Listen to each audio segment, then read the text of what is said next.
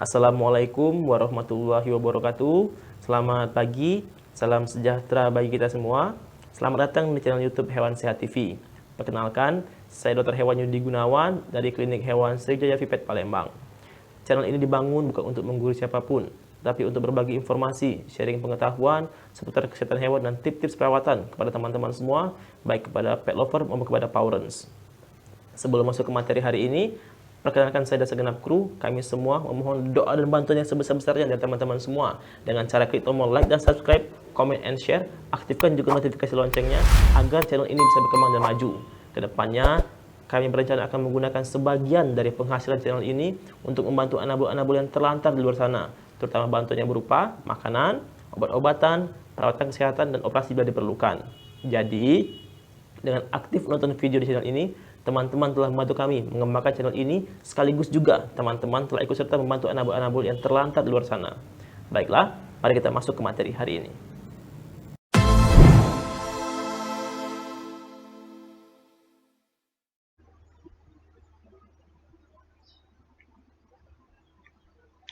Halo, Assalamualaikum. Dimanapun teman-teman peternak berada, apa kabarnya? Semoga sehat selalu. Jadi di video kali ini saya menyampaikan, mengulang atau memberikan kembali materi tentang manajemen peternakan sapi, sapi potong yang pernah saya berikan, yang pernah saya sampaikan dalam berbagai kegiatan pelatihan peternakan desa di beberapa desa di wilayah binaan saya di tempat saya bekerja. Jadi untuk memudahkan teman-teman peternak, calon peternak, ataupun masyarakat yang ingin belajar masalah peternakan agar lebih mudah mengakses materinya, lebih mudah untuk melihat atau mempelajari materinya, maka materi tersebut saya upload, saya jadikan video di channel YouTube ini, di channel YouTube Hewan Sehat TV, channel tentang kesehatan hewan dan peternakan. Mudah-mudahan bisa dipelajari oleh teman-teman. Kalau ada yang kurang jelas, bisa tanyakan di kolom komentar. Nanti insya Allah akan kami jawab semampu kami. Baik, kita masuk ke materinya tentang manajemen peternakan sapi.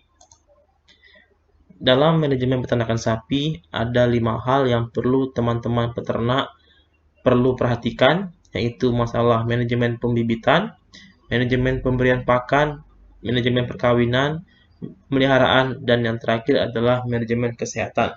5 manajemen ini perlu teman-teman peternak perhatikan dengan baik agar kegiatan beternaknya, agar usaha beternaknya bisa lancar, bisa sukses, berhasil, ternak tumbuh kembang biak dengan baik, sehingga bisa memberikan atau menghasilkan keuntungan bagi teman-teman peternak sendiri maupun nanti bagi pemerintah desa jika program ini berkelanjutan ke depannya, dan mudah-mudahan selalu berkelanjutan demi tercapainya ketahanan pangan masyarakat di desa tersebut.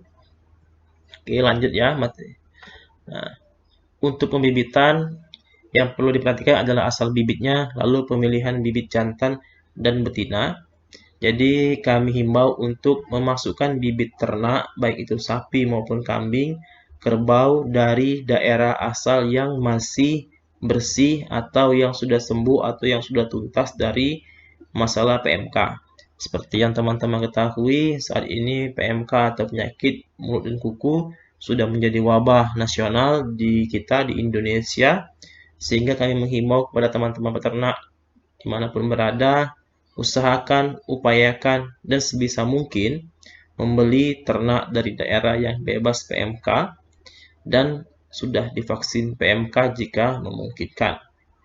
Dan jika pun tidak memungkinkan, ketika sampai ke daerah tujuan di tempat peternak tersebut di desanya, jangan lupa untuk dikarantina selama 14 hari sebelum akhirnya bisa diekspos atau dibawa keluar untuk diumbar atau digembalakan atau sebagainya, dan segera melapor ke dinas agar harapannya bisa didaftarkan ternaknya untuk dalam daftar panggilan atau dalam daftar tunggu untuk dilaksanakan nanti ke depannya vaksinasi PMK pada ternak tersebut.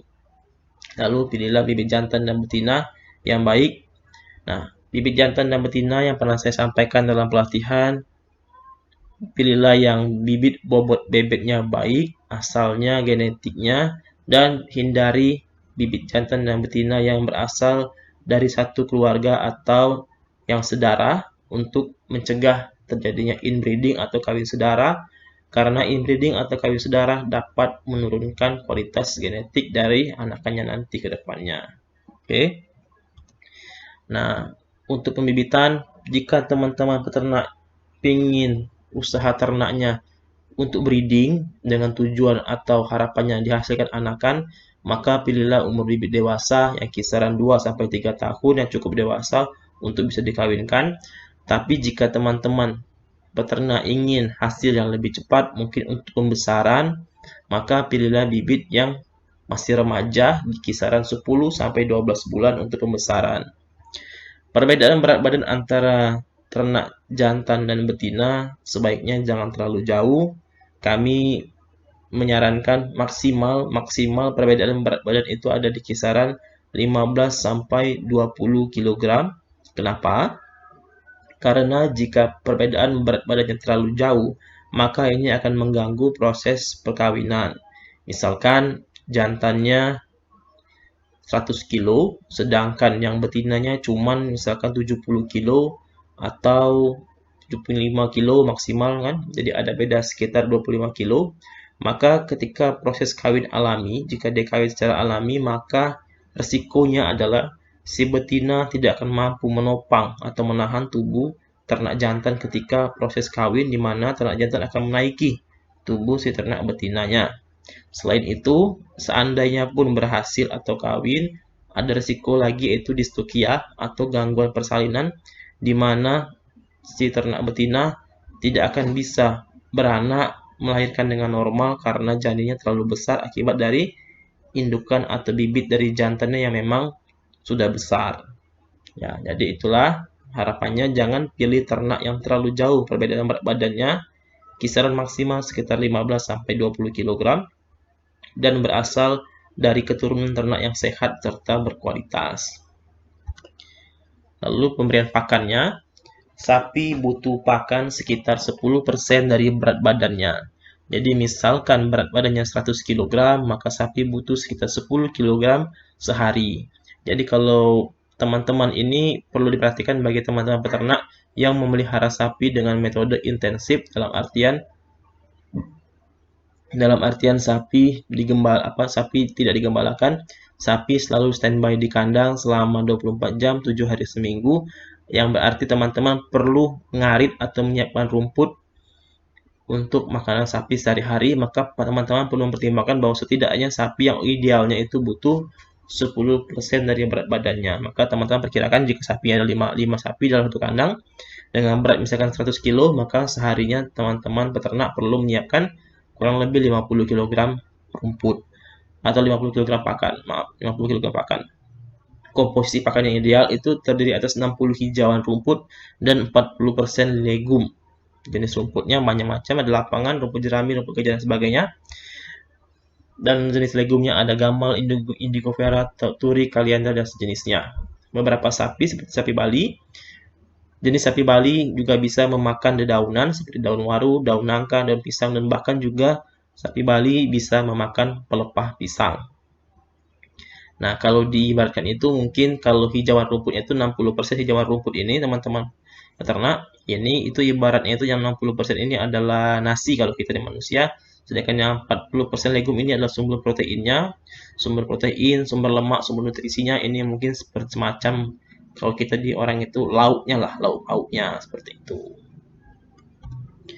Lalu ini contohnya, ini rumput gajah, teksturnya seperti ini. Lalu ini rumput odot, agak seperti berduri, tapi kalau dipegang sebenarnya lembut. Rumput lapangan yang paling umum ya, sering kita temui di lapangan-lapangan.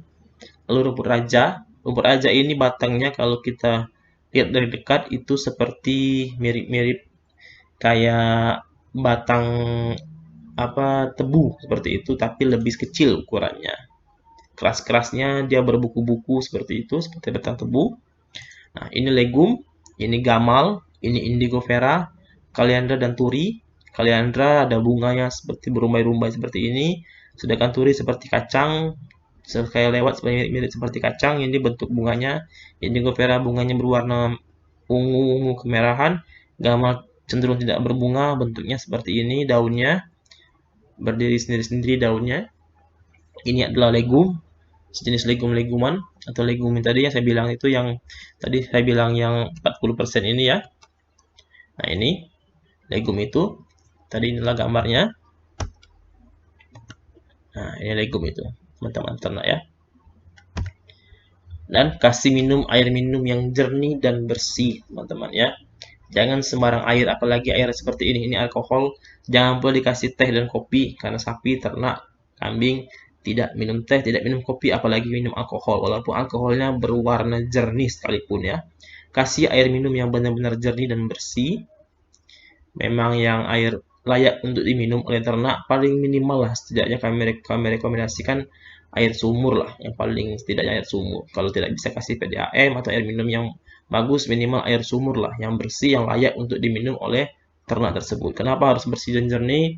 Ini hubungannya nanti dengan kesehatan. Jika kita berikan air minum yang jelek, maka risikonya nanti gampang terkena penyakit bagi ternaknya itu sendiri. Lalu manajemen perkawinan, ada dua metode perkawinan, yaitu alami dan dengan metode IB atau inseminasi buatan. Pertama kali dikawinkan jantan umur 24 bulan atau 2 tahun, sedangkan betina umur 1,5 tahun atau 18 bulan. Ini tanda-tanda untuk birahi. Kalau nanti teman-teman kepengen kawinnya dengan sistem IB, tadi saya sampaikan di awal, dengan IB, inseminasi buatan atau kawin suntik, dikenalnya sebagai kawin suntik, tidak perlu berjantan. Jadi petugas IB nanti datang membawa bibit jantannya, bibit spermanya, bisa pilih nanti mau bibit apa kan. Nah, ini untuk bisa melakukan IB, teman-teman juga perlu mengenal tanda-tanda birahinya pada ternak, yaitu vulva. Ini adalah vagina atau alat kelamin sapi ya. Ini saya berani sumpah ya, ini benar-benar punya hewan. Ini memang benar-benar alat kelamin hewan, bukan yang lain ya. Ini tanda birahi 3A2C. A itu abang, abang itu berarti merah.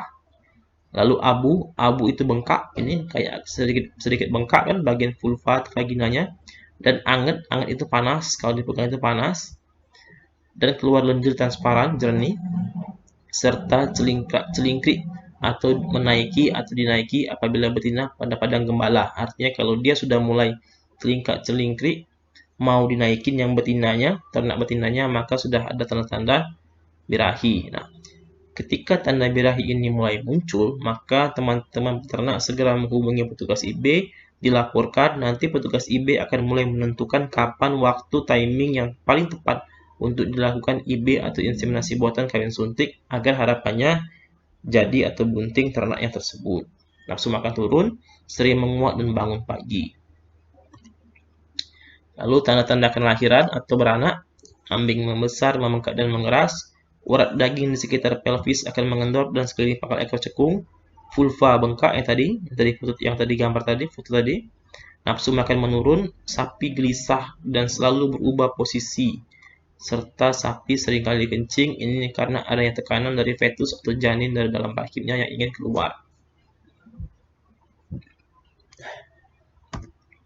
Nah, lalu manajemen pemeliharaan, bahan kandang sebaiknya tersedia di tempat, jadi tidak perlu impor atau ambil dari tempat yang jauh. Lalu ukuran kandang, satu sapi setidaknya membutuhkan luasan sekitar 3 meter persegi. Jadi kalau teman-teman punya 5 sapi, kalikan 3, butuh setidaknya 15 meter persegi, bisa 3 kali 5 atau yang lainnya. Lalu ini bentuk kandangnya, gambaran desain kandang yang cukup ideal lah untuk sapi. Ada sekat-sekat antara sapinya, lantainya juga dibuat cor. Dan kalau sudah dibuat cor, maka lantainya biasanya dikasih karet ini, karet tempat sapi duduk agar tidak licin saat terjadi penyiraman atau pembersihan kandang. Tempat makan dan minumnya. Lalu di bagian tengahnya ada lorong untuk memudahkan kontrol, pengawasan serta pemberian pakan dan minum serta obat-obatan. Ini tipe atap kandang. Ada yang flat roof, set roof, gable, broken, dan monitor. Nah, nanti bisa dilihat ya teman-teman ya, tipe-tipe atapnya. Lalu manajemen pemeliharaannya tadi, syarat kandang yang baik, pilih tempat yang kering dan tidak tergenang air, jarak kandang jauh dari rumah dan sumur, cukup mendapat sinar matahari, dan terlindung dari angin langsung. Ini contohnya, kandangnya yang baik, saking luasnya kandang, bahkan mobil truk pun bisa lewat. Ini contoh yang idealnya. Jangan berkecil hati teman-teman ternak dimanapun berada. Seandainya belum bisa buat kandang yang bagus seperti ini, teman-teman peternak masih bisa memelihara dengan kondisi yang ada saat itu atau saat ini. Yang penting dijaga kandangnya bersih, tidak panas, tidak lembab, dan ternak bisa hidup dengan baik di kandang tersebut. Ini pemeliharaannya, mandikan sapi, berikan kolostrum pasca 1-4 hari kelahiran, pemberian susu, pemberian pemberian pakan awal agar pemula dapat dimulai ketika umur pedet memasuki usia 2-3 minggu sebagai fase pengenalan. Kalau kami di lapangan itu mengajarkannya dengan cara digenggam. Jadi peternak ambil segenggam rumput, diremet-remet begitu, diremas-remas sampai seperti bola, lalu dimasukkan ke mulut anak-anak sapi atau pedetnya. Biasanya langsung dilepehkan, beberapa pedet itu langsung dikeluarkan lagi, tapi tidak apa-apa, itu hanya untuk mengajarkan si pedetnya mengenal rumput dan memancing keluarnya enzim-enzim pencernaan di mulut si pedetnya, sehingga kedepannya bisa mencerna rumput dan lebih mudah atau lebih cepat di sapi ketika tiba masanya penyapian atau pemisahan dari indukannya. Dan indukan pun diharapkan bisa siap untuk kawin kembali. Ini manajemen kesehatannya, ciri-ciri sapi yang sehat, aktif, sigap, sadar, dan tanggap terhadap perubahan sekitar, kondisi tubuh seimbang, tidak sempoyongan, langkah, mantap, dan sebagainya, mata bersinar, sudut mata bersih, dan tidak ada perubahan samping kornea matanya. Lalu, frekuensi napas dan sebagainya, dapat teman-teman lihat sendiri ya. Ini, kita masuk ke penyakit ya. Ini adalah beberapa penyakit yang sangat berbahaya jika menyerang pada sapi. Salah satunya adalah penyakit mulut dan kuku, penyakit yang sekarang sedang menyerang di wilayah kita di Indonesia. Disebabkan oleh virus PMK, gejalanya demam, keluar air liur berlebihan, kuku rusak di dagu si mengelupas, tidak mau makan, sangat berbahaya dan sangat mudah menular pada sapi, terutama usia sapi muda, kambing muda, usia di bawah, maaf ini salah ya, sangat menular pada sapi yang usia muda di bawah 1 tahun. Jadi tandanya salah ini, bukan di atas ini, di bawah 1 tahun. Pencegahan yang paling efektif dengan vaksinasi pada ternak sapi. Nah, untuk lebih jelasnya masalah PMK atau penyakit mulut dan kuku, silakan teman-teman peternak tonton di video sebelumnya. Ada kami sampaikan juga masalah khusus video yang membahas masalah penyakit mulut dan kuku sapi serta penyakit mulut dan kuku kambing. Oke, lanjut ya. Ini contohnya busa atau hipersalivasi atau keluarnya air liur pada kasus PMK. Ini sapi yang kami tangani sendiri. Ini kukunya yang kami tangani sendiri juga. Ini pada kambing sebenarnya, tapi sama mirip-mirip kejadiannya pada sapi juga seperti ini kurang lebih. Lalu penyakit jembrana. Ini adalah penyakit yang hanya menyerang pada sapi Bali dan cukup berbahaya pada sapi Bali, tetapi tidak menyerang pada sapi jenis lainnya. Disebabkan oleh virus jembrana, menyebabkan peradangan dan keluarnya keringat darah. Nah, ini contoh keringat darahnya pada sapi yang terkena jembrana. Cukup mengerikan ya. Jadi jangan sampai sapinya terkena jembrana. Sebaiknya kalau memang memelihara sapi Bali, harus segera diberikan vaksinasi jembrana ya teman-teman peternak ya. Hubungi petugas ya, petugas medis kesehatan hewan, dokter hewan, para medis yang ada di wilayahnya masing-masing. Lalu kembung pada sapi, ini penyakit yang paling umum menyerang pada ternak ruminansia baik sapi maupun kambing. Kembung biasanya karena sapi makan rumput yang residu urenya banyak. Rumputnya terlalu segar, itu banyak mengandung urea. Pada intinya, kembung itu adalah gas yang terperangkap di dalam pencernaan dan tidak bisa keluar. Sehingga perlu dibantu dikeluarkan dengan cara ditarik atau didorong dengan menggunakan tangan. Tujuannya untuk mengeluarkan gas melalui kentut dan mengaktifasi kembali sistem pencernaan yang sempat mungkin terhenti karena adanya kembung. Kembung biasanya terjadi cepat dalam hitungan jam. Nah, ini kembung itu dimulai dari perut sebelah kiri ya teman-teman peternak. Jadi jangan senang dulu kalau teman-teman peternak sapinya misalkan digembalakan pagi, sore hari pas pulang tiba-tiba perut sudah besar, terus bilang, wah sapi saya bunting. Wah, nggak ada itu ya teman-teman peternak ya. Mana ada bunting hitungan jam. Itu bukan bunting, itu kita dugaannya ke arah kembung. Kalau sudah kembung, maka kita harus bergerak cepat. Jika tidak tertangani, kembung dapat berakibat fatal hingga mengakibatkan kematian. Biasanya kembung muncul kalau dari derajat keparahan awal itu seperti gambar A ini. Dilihat dari belakang itu muncul tonjolan menonjol seperti ini. Semakin dibiarkan semakin besar, bahkan akan menekan sampai ke bagian perut sebelah kanan. Semakin besar, semakin parah, dia akan semakin membesar, lebar seperti ini. Nanti sapinya seperti balon nanti ya. Nah, ini contohnya sebelah kiri yang paling besar biasanya. Jika semakin parah, maka dapat membesar sampai menekan ke rongga perut sebelah kanan. Nah, itulah materi tentang manajemen peternakan sapi yang pernah saya sampaikan di pelatihan peternakan desa di beberapa desa di wilayah binaan kami. Mudah-mudahan bermanfaat. Silakan bagikan informasinya kepada siapapun yang membutuhkan atau yang ingin belajar masalah peternakan.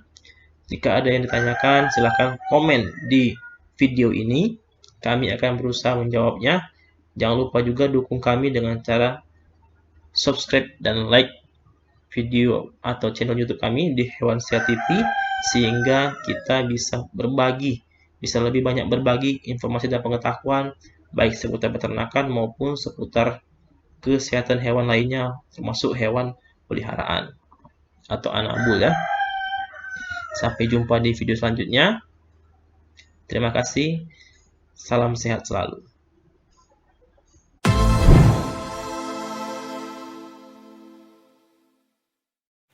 Baiklah, terima kasih telah menonton video kali ini, dan semoga informasi yang kami sampaikan bermanfaat bagi teman-teman semua.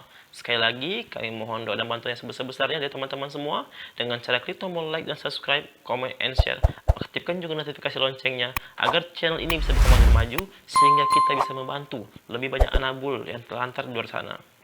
Kepada Powerens, kami juga ingatkan, jangan lupa kontrol anabulnya ke dokter hewan minimal sebulan sekali. Karena apa? Karena mencegah jauh lebih baik dan lebih murah daripada mengobati. Sampai bertemu di video selanjutnya. Sekali lagi terima kasih. Wassalamualaikum warahmatullahi wabarakatuh. Selamat pagi, salam sejahtera bagi kita semua. Bye-bye.